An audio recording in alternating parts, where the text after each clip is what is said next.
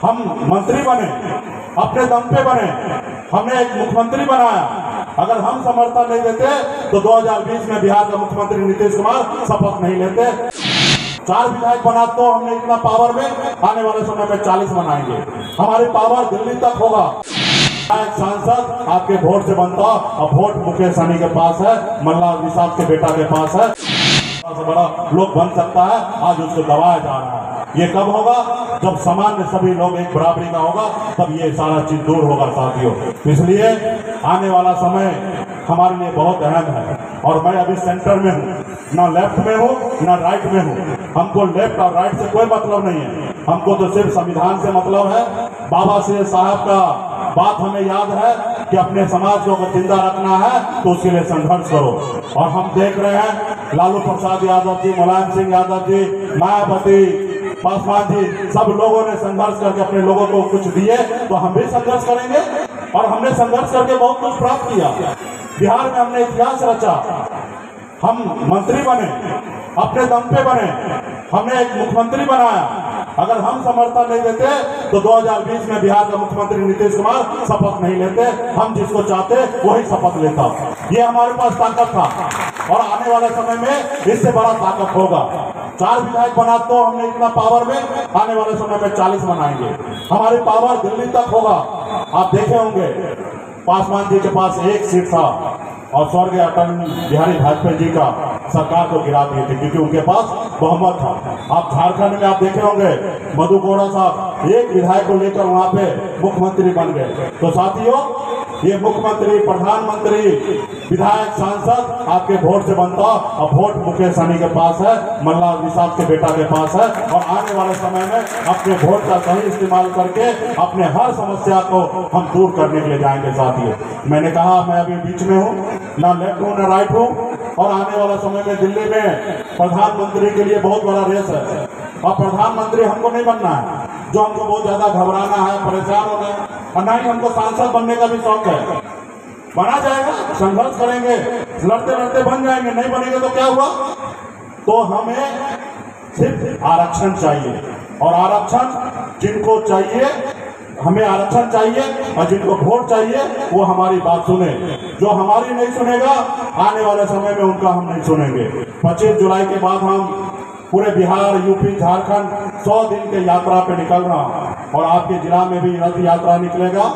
और उस समय में आपको ताकत दिखाना पड़ेगा, आपको संकल्प लेना पड़ेगा कि आप सनत मल्ला के साथ हैं या नहीं है।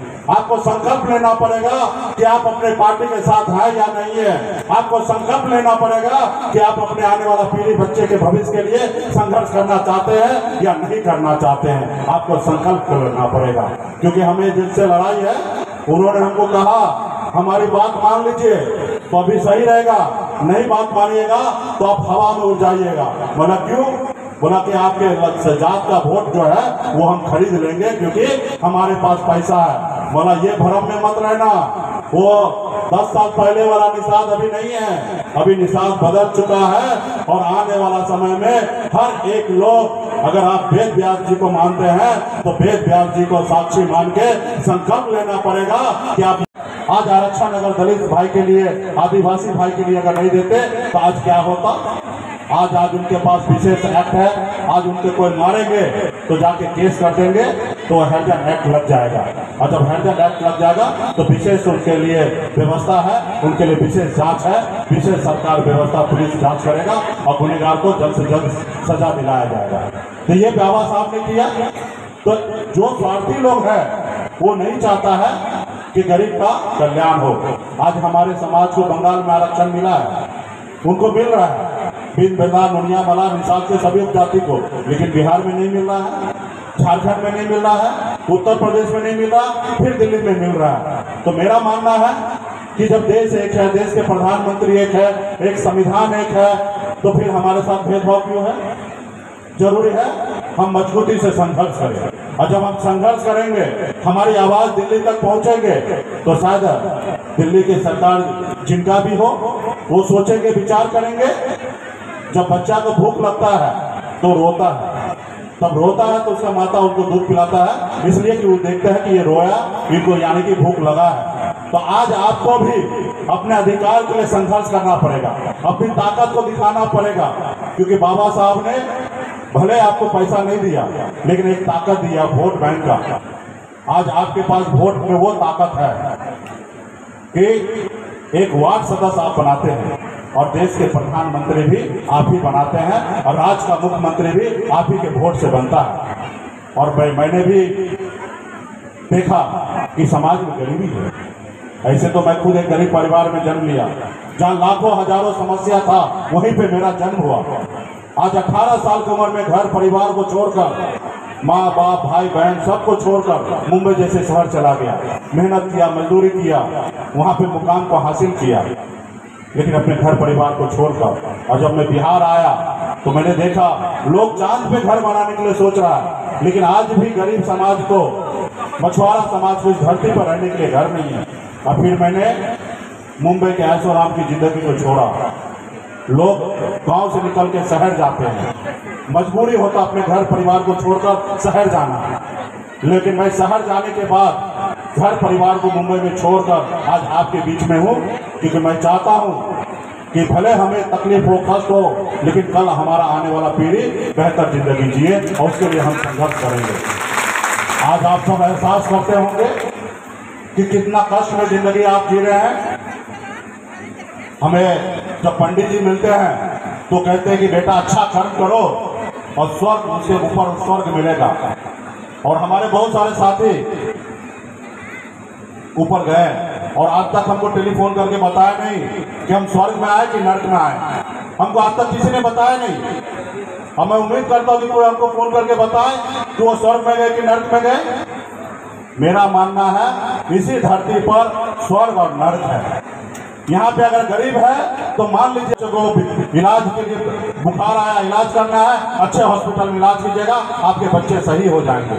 और आप गरीब हैं, आपके बच्चे को तबीयत खराब होगा, आपके बच्चे इलाज के अभाव में तरफ तरफ के मर जाएंगे। और आप समझिए कि एक माँ, एक बाप होने का पीड़ा, एक दर्द आपको क्या होगा जब आपके बच्चे आपके गोद में नहीं होगा, तरफ तरफ के मर जाएगा। तो ये कैसे व्यवस्था को दूर करना है, इसके लिए आपको संघर्ष करना पड़ेगा। और इसके लिए ऐसी सरकार को बनाना पड़ेगा जो सरकार खास करके देश के चाहे जाति वर्ग, हर वर्ग में जो गरीब व्यक्ति है, अंतिम पायदान पे है, उनके लिए सोचना है। आज बताइए, इस देश में सब चीज बराबरी करने की बात हो रहा है। अभी हम सुन रहे हैं कानून के समान कानून ला रहे हैं, सभी जाति धर्म के लोग एक सामान्य कानून में रहेंगे। मुझे लगता है कि आज से पहले जो कानून है ये बुरा भी नहीं है, रहा कि इसमें संशोधन करना तो सही बात है, समय का अनुकूल संशोधन भी होना चाहिए, इसका हम विरोध नहीं करेंगे। लेकिन ये जो है कानून तो सबके लिए अच्छा है। कोई भी व्यक्ति किसी को हत्या कर दे, उसका एक ही अंजाम है, फांसी। चाहे कोई भी जाति के लोग किसी को भी हत्या कर दे, उसका अंजाम एक ही है, फांसी, और वो मिलेगा। तो आप ये तो कर रहे हैं, लेकिन इसके साथ साथ यहाँ पे जितने भी लोग हैं कम पढ़े लिखे लोग हैं, हम लोग भी कभी पढ़े लिखे हैं, बहुत ज्यादा नहीं पढ़े लिखे, लेकिन आप बताइए कि ये सही होगा ना जब कलेक्टर का बेटा, प्रधानमंत्री का बेटा, मुकेश सहनी का बेटा और एक गरीब का मछुआरा का बेटा भी एक ही स्कूल में पढ़ेगा? तो ये सही होगा कि नहीं होगा? सही होगा ना। जब कलेक्टर का बेटा, एसपी साहब का बेटा, प्रधानमंत्री जी का बेटा, मुख्यमंत्री जी का बेटा, विधायक सांसद का बेटा या गरीब का बेटा एक ही हॉस्पिटल में इलाज कराएगा, ये सही होगा कि नहीं होगा? सही होगा। तो ये काम सोचना सरकार का भी है। जब आम जनता ये बात को सोच सकता है तो ये काम तो सरकार का भी है करना। और सरकार अगर ये काम नहीं कर रहा तो ये मान लीजिए चाहे सरकार किसका भी क्यों ना हो, वो आपके साथ नाइंसाफी कर रहा है कि नहीं कर रहा? नाइंसाफी कर रहा है। इसलिए साथियों, आपको ऐसे विचारधारा के साथ चलना है, अपने हक अधिकार के लिए जीना है, लड़ना है। आज आप जो परेशानी झेल रहे हैं, अगर आप अधिकार के लिए खड़ा नहीं होंगे तो जितना परेशानी आज झेल रहे हैं तो आने वाला समय में इससे ज्यादा परेशानी आपको झेलना पड़ेगा। अगर आप मेहनत करते हैं, मजदूरी करते हैं, कुछ अच्छा कर देते हैं तो आपके आने वाला पीढ़ी को उतना परेशानी झेलना नहीं पड़ेगा। आप बताइए ना, एक समय था जमीन के लिए कोई लड़ता था? जमीन ऐसे पड़ा रहता था, जिधर जिसको रहना हो रहो। लेकिन आज बताइए, एक आने वाला समय में एक एक जमीन है ना, सोना से भी ज्यादा महंगा होगा। तो इसके लिए आपके भी अपने आने वाला पीढ़ी के लिए जमीन को बचा के रखना पड़ेगा। ये नहीं कि किसी के पास है हजारों लाखों एकड़ और किसी के पास रहने के लिए घर नहीं है। तो इसके लिए आपको बराबरी की सरकार चाहिए, आपकी अपनी सरकार चाहिए। मैंने भी बिहार में आया, मैं संघर्ष कर रहा था, लड़ाई लड़ रहा था।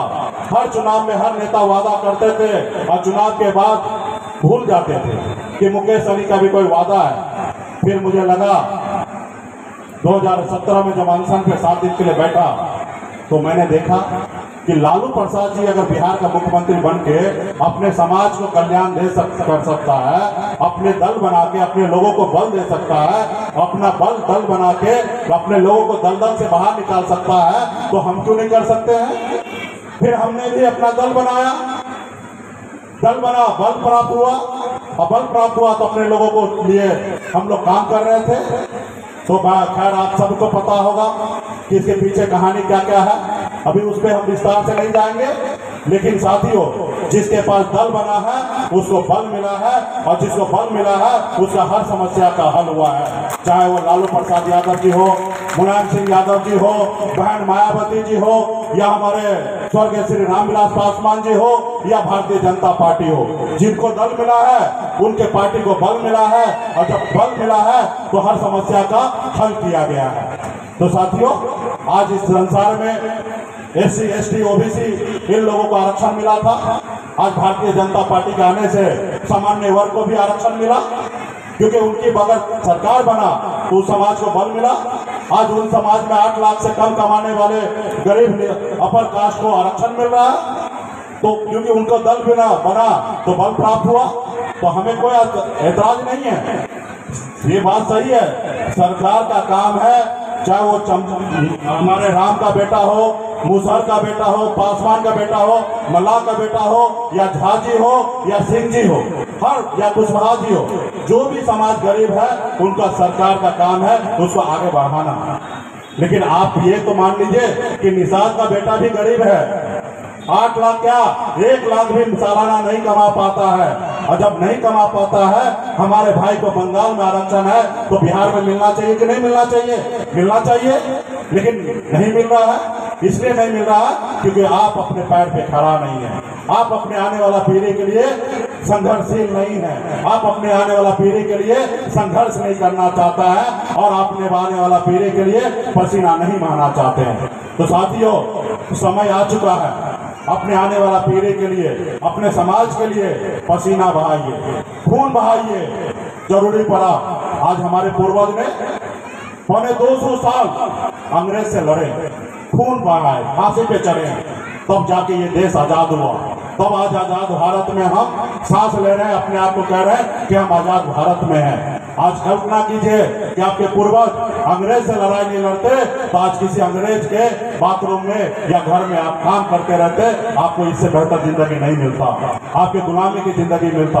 आज हमारे धन्य है हमारे पूर्वज जिन्होंने फांसी के फंदे पे चढ़ गया और हमारे देश को आजादी दिलाया। उसी तरीके से आज अगर आप अपने लोगों के लिए, अपने समाज के लिए, अपने बच्चे के लिए, अपने गरीब लोगों के लिए, हक अधिकार के लिए लड़ाई लड़िएगा तो आपके आने वाला पीढ़ी जो है वो आपको हमेशा याद करेगा। अगर आप नहीं काम कीजिएगा, अगर आज चुप जाइएगा तो आपके आने वाला पीढ़ी आपको कभी माफ नहीं करेगा, कभी माफ नहीं करेगा।